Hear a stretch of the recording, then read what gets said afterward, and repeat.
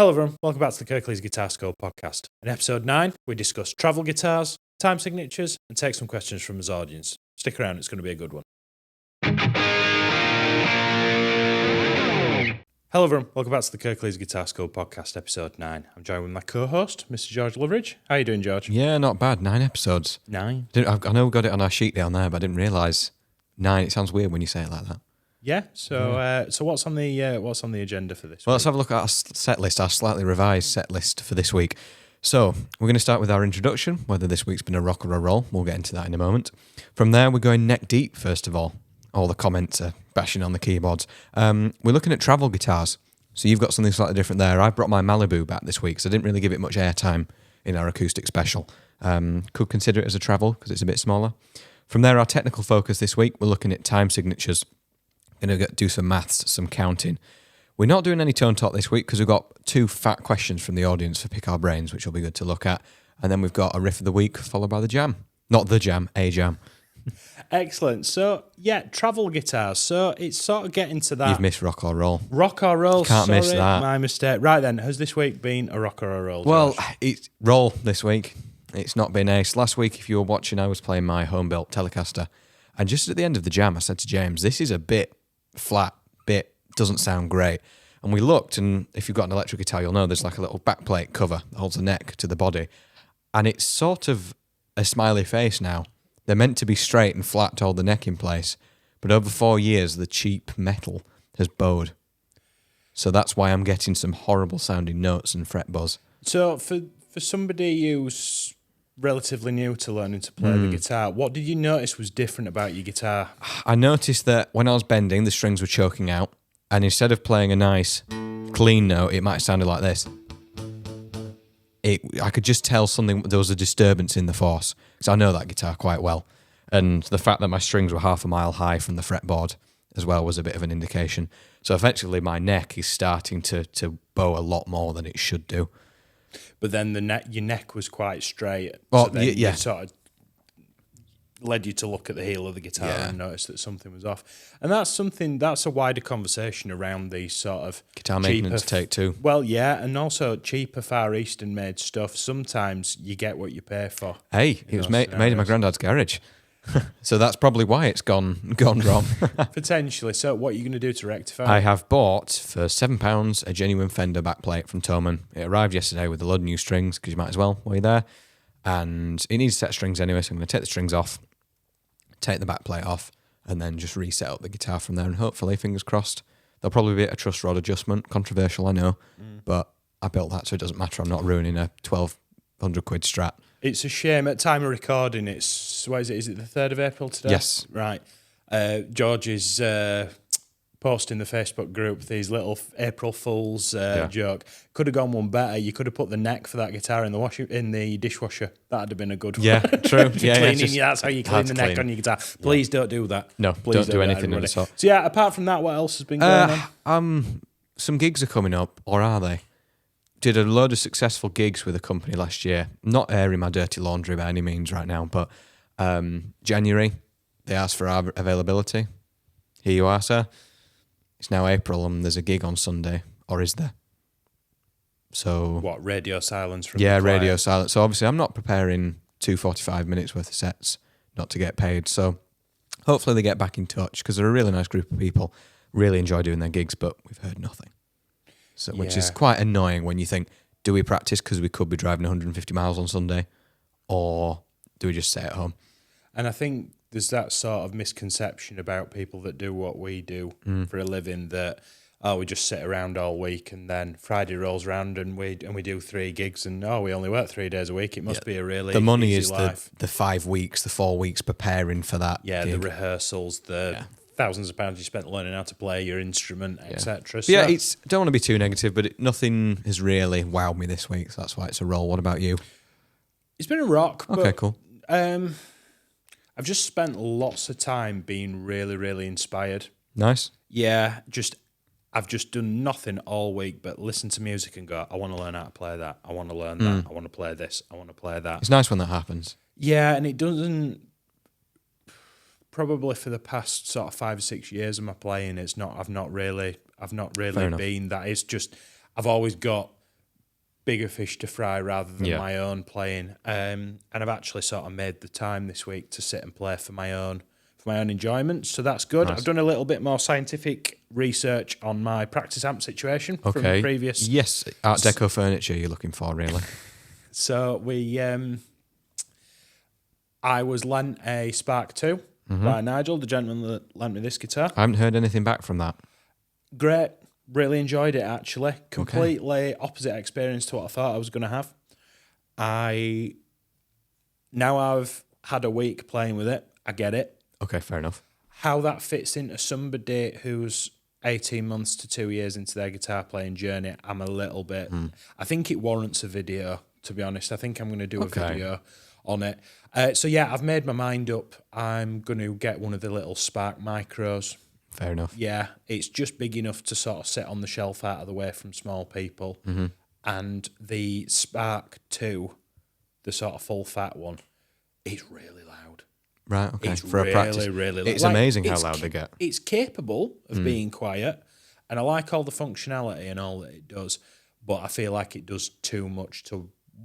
And also, there isn't a convenient place in my living room for the size of it, because it is probably the size of my pedal board. It is quite a big unit. Which is not something you need. But one thing I did think about this whole revolution of desktop amplifiers that's sort of... Because it wasn't really a thing when we were learning to play. There was a bit of a joke, that mini Marshall stack. Yeah. But that wasn't really an amp. No, it was more glorified an speaker, ornament, wasn't it? Yeah. With a 6.3mm jack. I don't understand why they don't put the control panel at the front of the amplifier instead of on top. That's my only bugbear with them. I think Because surely if it's sat on a desk, you want to be able to see it from eye level. And I found myself having to sort of either peer over it, or actually physically have to stand up to adjust it. Yeah, I know. Imagine my shock. I've actually got to put. You've had to buy the amp and stand up. Yeah. So how rude. But yeah, it's been a really good week. But for just for all the right reasons, just lots of playing guitar and kind of what we do this for, you know. Good. So. Well, hopefully it's inspired me a little bit, I think, to pick up the guitar a bit more over the weekend when I'm not gigging. So yeah, if you're out there, have a play. Excellent. Right then. So neck deep. You take the lead, sir. What is that abomination over there? Well, I walked in this morning, I said, "What's that?" And James went, "Shh." Yeah. Podcast. We have to be really careful that we don't have the too long of a pre-chat chat before these, because then we don't have the conversations on Podcast camera will and be you guys 30 miss seconds it. long. Correct. Right. So here in Blighty, we as a country, not George. George hates the idea of camping and being in a caravan and travelling and one thing or another. But there's a lot of people that spend pretty much the most of the summer season either in the back of a camper van, in a tent, or in a caravan and travelling around. And it's sort of getting to that point in the year now where students, particularly the adult students that come to see us, are going, "Oh, well, I'm going away at so-and-so." And we're getting all those dates squared up and his diaries squared up for lessons. And they go, "But I don't know if I'm going to be able to take my guitar or not." So that sort of set off a bit of a light bulb moment for me. And it's like travel guitars, that's a whole thing. They are coming into their own now. Talk about that. And there's been some real kind of shifts in the technology available for that. And this is a great example. Again, when we were learning, no, they just you could buy a mini Strat, but that wasn't a proper travel guitar. It's its own genre now. It is, and it kind of comes from the sort of, well, what if you're traveling, George? In your mind, what would make a good travel guitar? Well, across one holiday growing up, I only once ever took a guitar because I had some college assignments to do and practice for, and I just took my Strat. Didn't take an amp. I just knew I could sat and noodle, and that's sort of did the job. Really, put it in a soft case. Doesn't take up much room in the car. Done. That's what I would, if you're taking your guitar with you. I mean, it's always weird when you go on holiday, you come back and you're like, "Oh, thank you, you're back. I haven't played you for weeks." But playing guitar on holiday is such a different thing. So you don't subscribe to the idea that you'll sort of go backwards if you take a week off? No, even when I was sort of like 14, 15, I'd come back and the first thing I'd do is pick up the guitar and think, what am I going to play first? I get excited for doing it. You might not be able to play Sweet Child of Mine solo at 100% anymore if you've not played it for 2 weeks. But no, I don't take that idea. I think there's definitely a time Like, you're not going to go back to work and forget how to input admin materials and stuff like that, if you see what I mean. So I'm working on a really technical piece at the minute, which may or may not be revealed in a later piece of media that we produce. So I'm not going to tell you what it is. But I spent a good kind of like 8 weeks 2 years ago practicing this piece, and I got it somewhere fairly close. And anyway, I had a bit of a light bulb moment in this inspirational kind of week that I've had of, I'd like to go back to that and I'd sort of got 3/4 of the piece and I'd like to finish it. Within 20 minutes, it was all under my fingers again. Okay, so that's and it's improvement. all mega shreddy, really fast, pentatonic stuff, really intricate things. It's not Spanish fly, is it? No, it's not. No, it's not. But I think there's this misconception that if you have a week off, you'll just completely forget how to play guitar, and I don't agree with that. No. And even when I do take a guitar on holiday, I take it to play. I don't take it to practice. Exactly. You know, because you are on holiday. The definition of holiday is that you're not sort working. of have some time off. You know. Now we're in the unique position that as you know, our work's connected to his instrument, and there's a certain level of proficiency that we need to sort of stay at. Absolutely, yeah. But you won't lose it in a fortnight. No. It's kind of like the diet and exercise thing, isn't it? It's like if there's 52 weeks in a year and you eat like a pig for one of those 52 weeks, it's not going to move the needle, is it? No. But if you do it for 26 weeks... Yeah. So what we sort of getting away a little bit, if you listen, most people watch us really rather than listen, but what have you got down there for travel guitars, the actual guitar? Nigel, patron of the school, very, very kindly lent this to us. So he has a camper that he goes off in, and he uses this to practice. Now, this is called a Donna Hush guitar. Now, it plugs in like a regular electric guitar. It is set up in a way that it's got acoustic guitar strings on at the minute. Right. Yeah, and that's how it feels to me anyway. And yet it looks like Mark King would use it in a music video. Yeah. But it's a fully functional electric guitar. Okay. But it's everything's super duper compact. So at the minute we're plugged into the Boss Katana because this is our rig for the skull, for the podcast. But it's got headphone inputs. It's got an aux output, so you can take some headphones, plug it. Has it got kind of like a preamp in it as well? Got like a preamp in it. All right, cool. Yeah, and you've got like a 2-band EQ and a volume, phase switch, and it runs off a little 9-volt battery out of the back of it. There we go. And what I absolutely love about this, it comes in a little soft case. Looks like a violin case. It does, but it's so small. And the wings of the guitar come off. Oh, so you don't have to their have own them. little compartment. Yeah, it comes with Allen keys that you can I have to undo 2 screws and it all sort of folds into this really compact thing. It took me, I've never put this together before. It took me 3 minutes. There you go. To put together. So it's been really, really cleverly engineered, cleverly done. And I can just sort of imagine Nigel sat at those little sort of tables that you find in the camper vans, strumming away. But also it's kind of small enough that it doesn't have to go away in its case every time you use it. You can just stay on the sofa. Yeah, that's it. And it's not too obtrusive. So I do think travel guitars have come a long way recently. Have you seen those ones that fold? They're a bit of a gimmick. Fold into a backpack. If you've got one, let's have a look. Yeah, let's bring it in and we'll have a look. But I'd also like to take it to somebody like Tristan at Aquith Guitar Setups and see what he thinks of it. Can you imagine trying to adjust the neck on a neck of a guitar that folds? That folds in half. Yeah. So they're really cool. Are they for me? Probably not. Well, how does it play? It plays just like a regular guitar. You're a larger bloke in your composition and there's nothing there. It's smaller than a ukulele in terms of the body. I feel like the neck should be substantially. Well, you are missing a headstock. If you're not there's watching, there's no headstock There's at no the top. head on this guitar. The tuners are down here, these little sort of grub screws down here. And when I wanted to put my clip-on tuner, it took me a second to go, what am I going to clip this to? Well, there's a little bit of a sort of metal end here. Well, you could just hang that on the wall.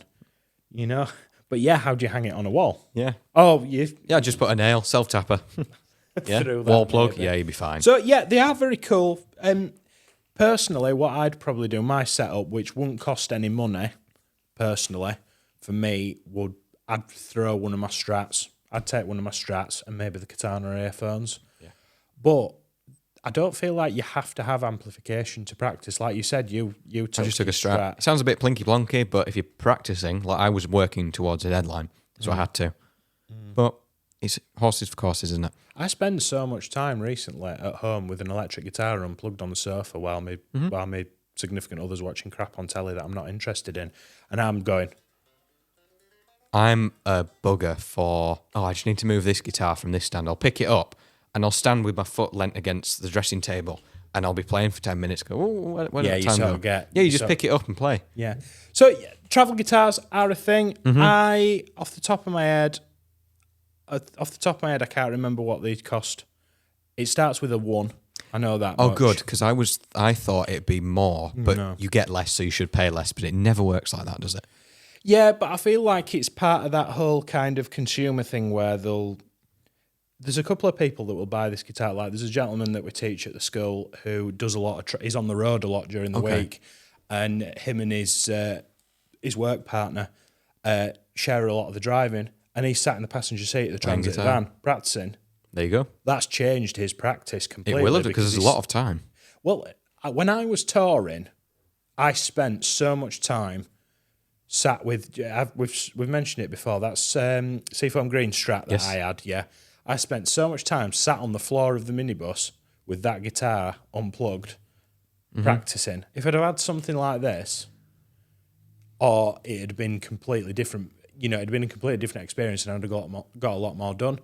If it was me, I'd have gone for the Katana earphones instead. I'd have spent that little bit more money and taken a proper guitar, but space wasn't an issue, and I know it is in caravanning and... Well, that's the thing. I know he watches it now. Hello, Andy. He's a lorry driver I teach. We started just over a year ago, and there's a lot of downtime when you're a lorry driver because you have to, by law, take breaks.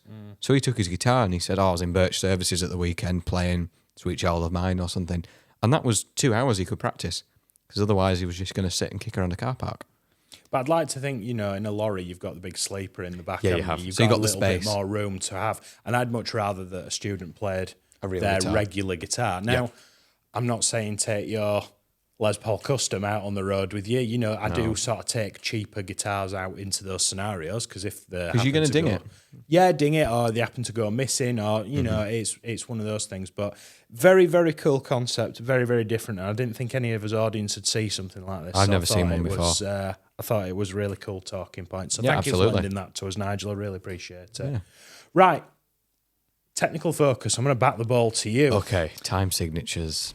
What's the time signature, George? Oh, if you ever looked at a piece of tab, you'll see on the right top left of the stave, you've got 2 numbers like a fraction without the line underneath. This dictates the feel of the music. It tells you how many beats are in that bar for the whole piece. Now, some pieces, like Heartbreaker, Led Zeppelin, there's a cheeky bar of 5/4, 3/4 of the way through in the verse. We have certain time signatures. 4/4, most common, tells you there are 4 beats in a bar, 4 crotchets. 1, 2, 3, 4. You then got 5/4, 6/8. There's all sorts 3/4. There are loads and loads. Take a breath, George. It's such a big topic. It's like bar chords last week. Yeah. There's a lot we could go down with this. A time signature basically tells you what number to count to. That's my In English. when I get asked what are these 2 numbers stood on top of each other. So 4/4 means there are 4 beats in a bar. The 4 on the top, the number on the top dictates how many of. So how many are we counting to? The number at the bottom dictates what's the value of The maximum we've got. So 4/4 means there are 4 crotchets in a bar.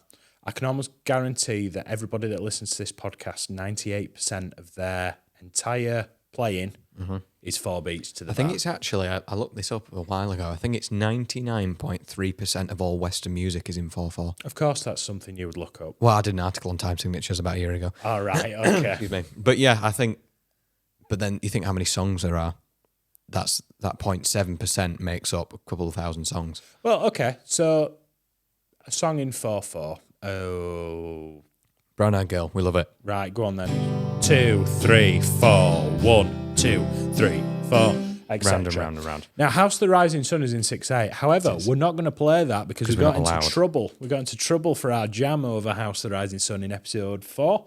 Yeah. But House of the Rising Sun, could you do it on just I'll a do different you chord? random chord, and this is what I call a 6/8 feel. Yeah, so we're going to count in sixes, but the 6 means we're counting to 6. 8 means we're counting 6 quavers. Yeah, because it's what we call a subdivision. Yes. Yeah. 1, 2, 3, 4, 5, 6. It's like a fast waltz. 4, 5, 6. 1, 2, 3, 4, 5, 6.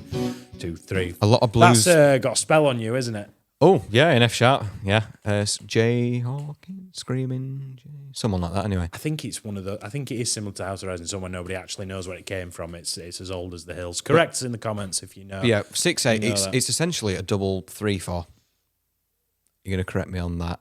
That's how I've always viewed it. It's 3/4 and again. It is, but glasses are being pushed up again. Reddit's getting cross. Somebody, I can hear heat being generated from somebody clicking on a keyboard, getting really cross with us. Yes, 3/4 is like a ballad. Yeah. Or 12/8 is a thing. Yeah. Is War Pigs in 12/8?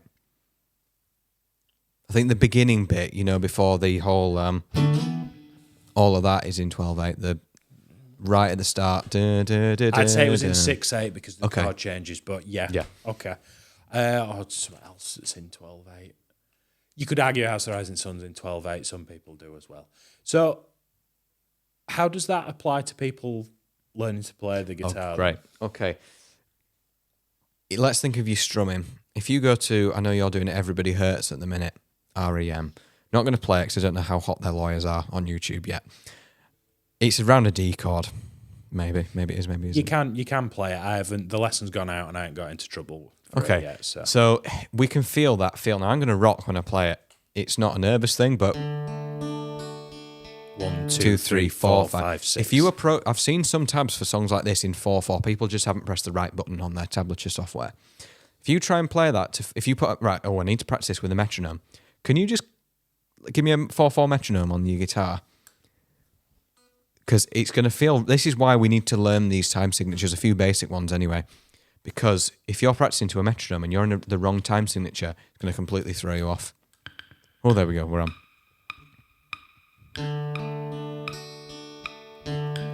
We're both really struggling to keep that.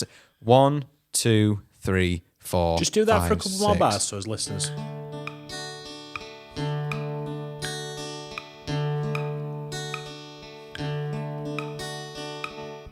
That's difficult.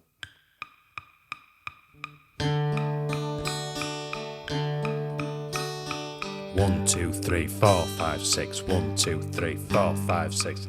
You can feel that it aligns up. It's like when we're talking about that frequency, when we're doing drop D, everything just sort of works and it sounds nice.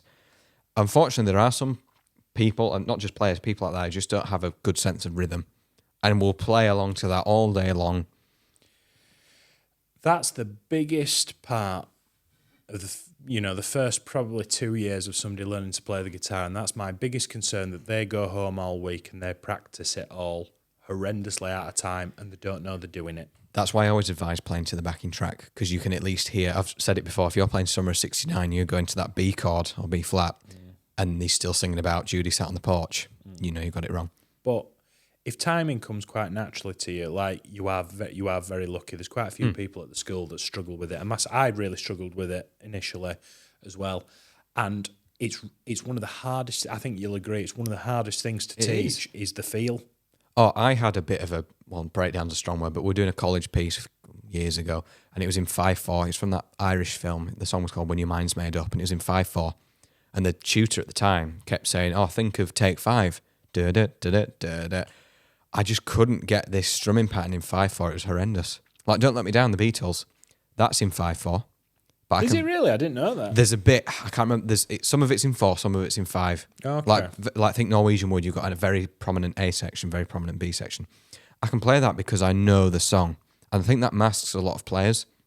You do Brown Eyed Girl, they just know how it feels. They don't know why they can get away with playing it, if that makes sense. Mm-hmm. Like you're saying, struggle with timing. But I think adults get in their own way quite a lot as well, in that they know that it's not right and it's caving their head in, whereas children, that we teach, they're a little bit more ignorant. Yeah, that's part of it. Yeah, of course it is. And it's just life experience. Yeah. That's what it is. And I think adults want it so much more than kids as well, because they've come to it later in life and feel like they're on the back foot already. So time signatures, the best way to kind of improve your timing when you haven't got a guitar sat on your knee is tapping the top of the steering wheel. That's one of the first questions I ask adult learners. If people look at me with a strange face, I go, "Oh, this is going to be a long couple of weeks." If they say, "Oh yeah, Megadeth, dun dun dun dun dun," yeah, cool, sign you up. And you don't have to, please drive safely. Yeah, of course. If you're hearing some music, can you tap your foot to it? Can you find the pulse? Now, don't worry about finding beat 1, beat 2, beat 3, and beat 4. Just Can you keep it steady? Could you play something for me, George, and I'll show the audience what we mean. Can you find that pulse? Thank you.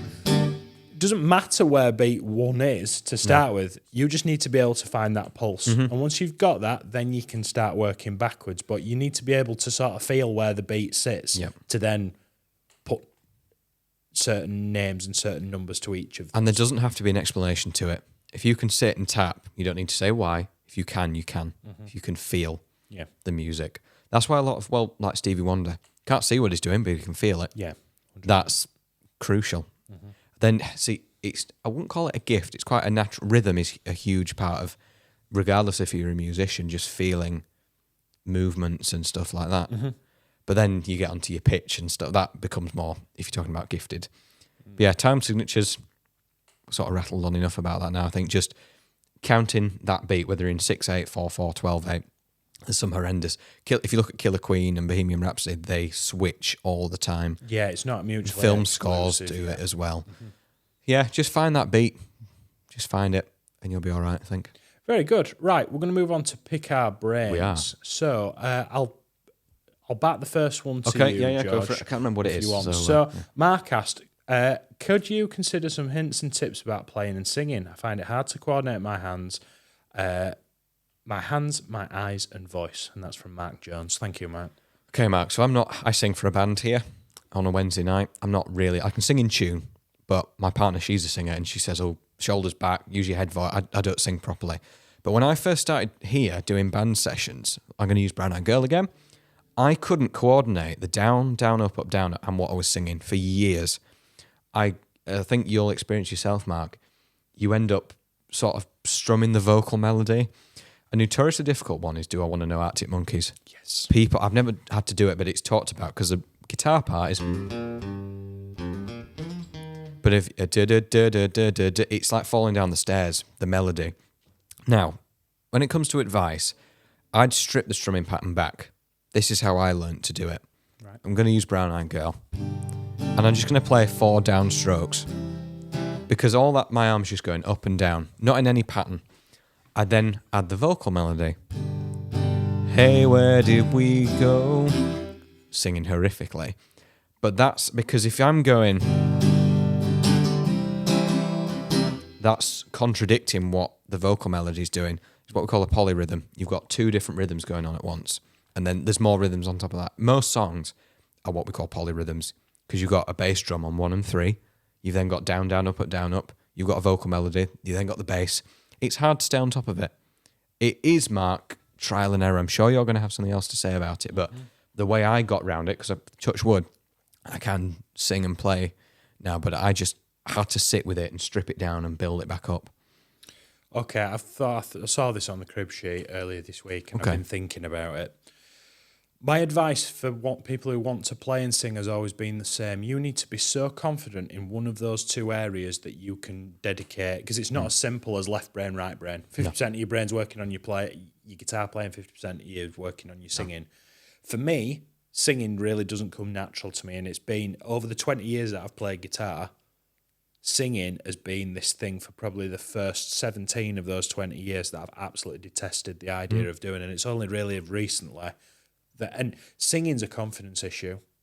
I do believe everybody can sing, but the vast majority of the people don't have the confidence. Well, it comes back to rhythm as well, because it's putting that phrasing in there. Yes, and I think you need to know one of the 2 parts a lot better. You need to be able to do one of those on autopilot. For me, the guitar playing, I'd recommend for you as well, Mark, knowing you, because Mark attends one of our group classes. Okay, cool. Pick a strumming pattern. Let's go for the down, down, up, down strumming pattern. Do not deviate from that pattern. Find a couple of different songs that you can play that have got fairly reasonable, sort of easy open guitar chords with that pattern, and just stick with that. Don't try and change. Don't try and have 5 songs on the go with 5 different strumming patterns. I would stick with the, You Brown Eyed Girl, or I'm a Believer, something like that. Sweet Child of Mine, even. A lot of people want to sing along to that. You could do your same strumming pattern. It's just a D, and it's just got a D and an A chord. Sorry to butt in, but I teach this. We've got a strumming sheet here at the school, and once we've learnt that, it's arguably the hardest one, that down, down, up, down, up, but it's the most versatile. If you're playing a gig and you're doing rhythm, out of 40 songs, you're probably playing that strumming pattern to 30 of them, unless they've got a distinctive. So that's worth your energy. But if you were playing something, I don't know, like, let's say, Take Me Home, Country Roads. Yeah. Try and steer away from that until you've got a little bit more confident. I think mention it next time I see you, Mark, and we'll sort of talk about repertoire around that. I would start off, like George said, 4 strokes to the bar and get your phrasing of your vocals. Because that's working on vocals. That's nothing to do with your guitar. And then once you're there, add the down, down, up, strumming pattern. And that should be sort of your hop, skip, and a jump to get you to where you need to be. Yeah, definitely. And another thing, Mark, for anyone, if you can't sing, just don't. I know that's going to sound really horrible, but we've all been to seen buskers or pub singers, and they're horrendous. Don't do it. You're not helping with the confidence thing there, though, George, are you? See, that's singing. As I say, I can sing in tune, but I'm not a good technical singer. Like, I don't know any of the techniques. I don't even pretend that I will ever know, because it's a big thing. But if you're wanting to sit at home and play in your living room, there's nothing wrong with that. It's like the time signature thing. If you're playing out of time, you'll sort of feel it. If you're going to play a G, can you just play me a F sharp or something? It doesn't take a genius to work out that that's not right. And that's if you're looking to sing a G and you're not quite there, you can sort of hear it. So confidence is a big thing with it, but you just have to experiment. And I don't think if you want to sort of get some of that confidence, I don't think hiring an hour of a vocal teacher's time is a bad thing, just to sort of get you going. I know quite a few singing teachers that do really well out of sort of ad hoc sessions out of people, just to give them that general nudge and that general confidence, So question 2 then, George. What's question 2? So this is from It's Just Ryan 89. Can building speed be a topic for discussion, please? Now, okay. I presume that's in the sense of going from to building speed while playing. Could be strumming, Ryan, but I imagine it's probably picking. Yeah, let's take that Shredding, because I'm pretty sure it is. It's Tapping's another podcast. It absolutely is. So, sorry, was it Ryan? Yes. Ryan, I'm really trying not to go all sort of sensei, Mr. Miyagi style on you for this. You're going to start floating with your arms. That's it, yeah. And it's wax on, wax off. When I practice speed, I've never practiced speed in the sense of putting a metronome on at 120 beats a minute and playing in semiquavers, and then 130 beats a minute and playing in semiquavers. I've done that as to sort of see whether it's working, but a good technique should be at the forefront of your brain with that stuff. So if you want, come across some exercises that you can play that their sole purpose for you is to develop your technique on the guitar. It's been recommended 1,000 times in this scenario, but spider exercises, the spider exercises where you play all 4 notes on one string with 4 fingers. It doesn't matter where. I'm going to go from the 5th fret, for example. I then jump down a string. Keep moving down until I run out of runway. Then work your way back up. And then go backwards. Now what I'm doing is I'm practicing. Really, what I'm practicing there is the coordination between my fingers and my plectrum. And what picking are you doing there? Alternate picking, which is down and up picking. Now, what I'd do is I would get a metronome of that sort of tempo, if you could do it for me. And cram it in. And I would start at that sedate pace. Yeah. Rather than going to double time. But start. Mm-hmm. And then, but if you're getting this, start again. You need to slow it right down. Yep. You've got to be really, really honest with yourself in that scenario.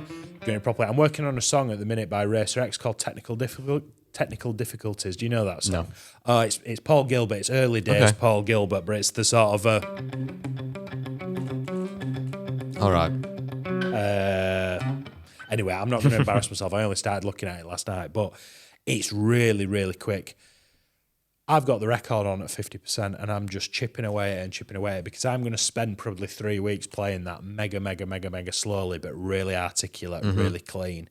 And then all of a sudden, within the space of one evening, I'll be able to take that to 100% and I'll be able to play it. Mm-hmm.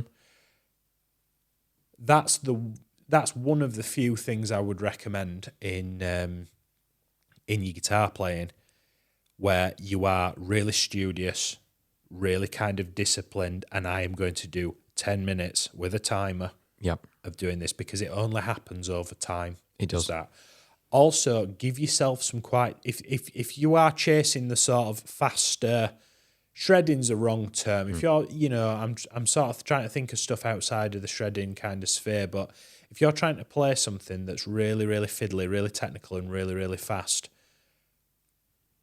practice the exercises, but also have a couple of projects on the go where you are of songs. Like You're still progressing. Like I said, I'm working on Technical Difficulties at the minute because it's a really, really fast song. I'm trying to think of other things. One of them on the list is Bonamassa's version of Just Got Paid. All right. Yeah, that's got the pentatonic cascade.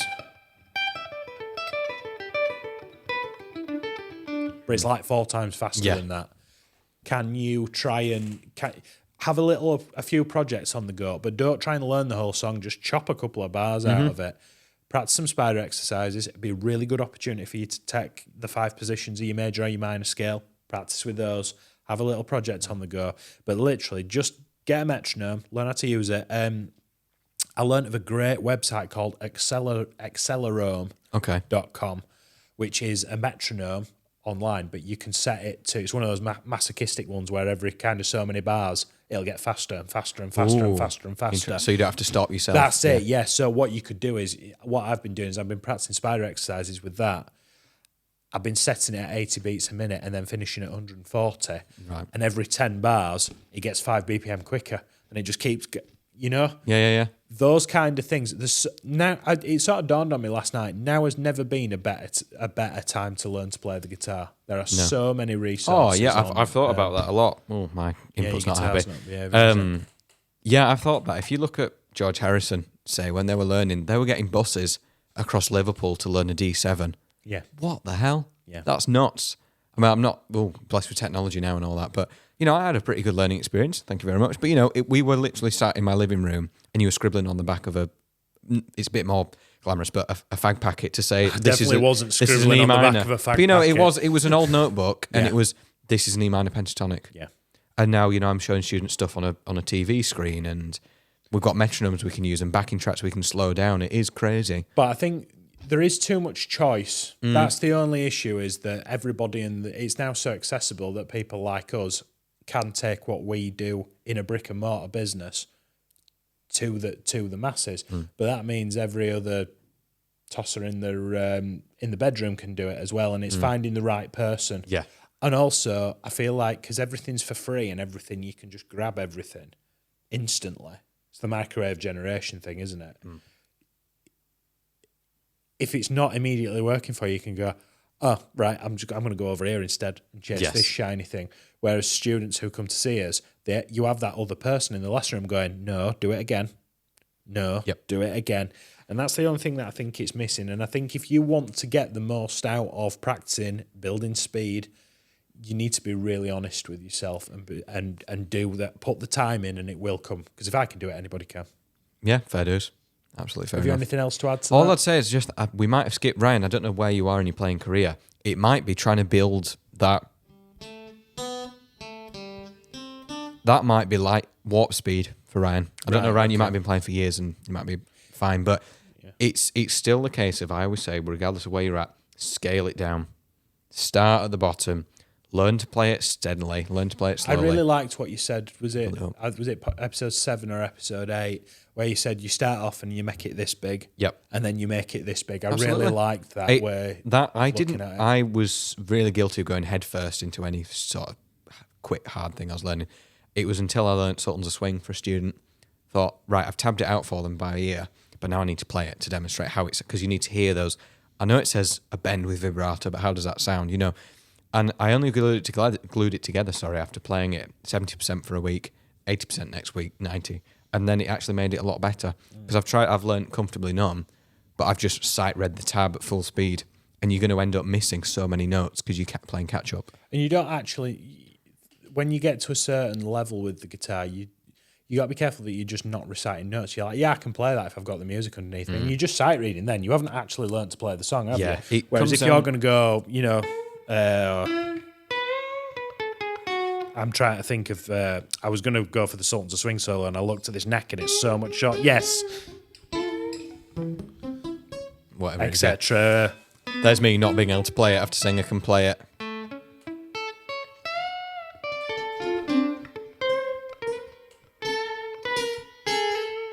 It's in there somewhere, isn't it? Yeah, anyway. Oh, God. Don't listen to us. Yeah. Practice what you preach, eh? Right. Riff of the week, George. What was last week's riff of the week? Last week's riff of the riff. What? Riff of the riff? Riff of the week was Aerosmith.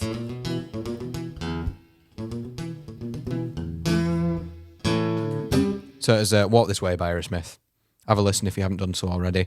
Cool little chunky riff to play. What have you got for this week? I thought I'd give everybody the little riff for Out of Pretty Woman. Nice. Really fun alternate picking exercise. And we got Roy Orbison really or Van accessible. Halen's version. They're both the same, really. Van Halen did a version. Hell yeah. Have you not heard it? No. It's like, you know what they did with You Really Got Me from the Kings? Yeah. Put it on steroids. They did it with that? Yeah. Right, that's what we're doing. It's whole packing the Dance the Night Away kind of stuff. Is it really? Yeah, and he puts a slide in and doesn't play on it, because I think Roy played it on a 12. Yes, it is on a 12 string. They're... Because they were a party band, weren't they? Yeah, exactly. You know, You really got me in. But yeah, sorry to interrupt. Anyway. Roy Orbison. 2 open low E strings to start with a down and an upstroke. I'm then going to use my middle finger. Same to you. To play the 3rd fret of the low E string.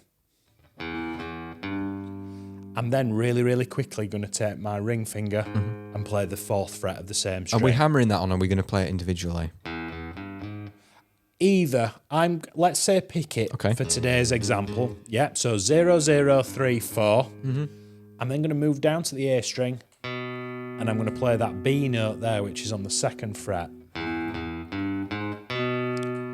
I'm then going to migrate down to the D string with my ring finger on the 4th fret. 2nd fret of the same string with the index finger. Open D string. It's all alternate picked. So just for those of you at the back. Down and up. 0, 0, 3 and 4 on the low E string. I'm then going to play the 2nd fret on the A string. I'm then going to move to the D string and I'm going to play 4, 2, 0. And that's cyclical. We just go round and round and round.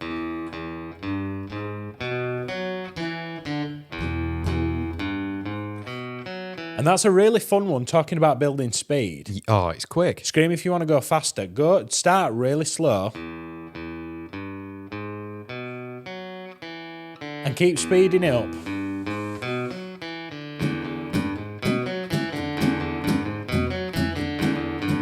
Yeah. And I do this with students. I'll get everybody playing something in a circle. And every time it goes round, I just make it a little bit quicker, and we sort of see how long it is before somebody loses the bottle. Yeah, basically. Yeah, that's a great one for learning bar chords as well, because I learned that riff years ago, and then it's got bar chords in, and then I revisit it later in life, because you can play opens, but there's some C sharp minors and F sharps and stuff, but that lends itself to it, I think. But yeah, cool riff, that one. Excellent. Right then, so what did we talk about today, George? We went neck deep, first of all. Looked at travel guitars. So your borrowed, what was it? Donna Hush. I know guitar. Furch do some travel guitars, popular in Germany. You might not have heard of them before. I've only just started hearing Called of those, Furch yeah. Little Jane. That's what they're called. Right, of course it is. Very German. Yeah. We then had our technical focus this week, time signatures. It's a bit technical. You might have switched off or skipped, but fair enough. It's not as bad as we made out, I don't think, or certainly I made out. We then had Pick Our Brains, the 2 questions about building speed or playing while singing, which is all these topics we go over could have an hour dedicated to that one topic. And that's why you come for lessons with us. And that's when we do it a bit more. And then you showed us Roy Orbison, and then we're going to listen to Van Halen. I can't believe you've slept on that over the years. Excellent. Right then. So, should we play them out, George? We will. Thank you very much, guys. We'll see you next week. Cheers.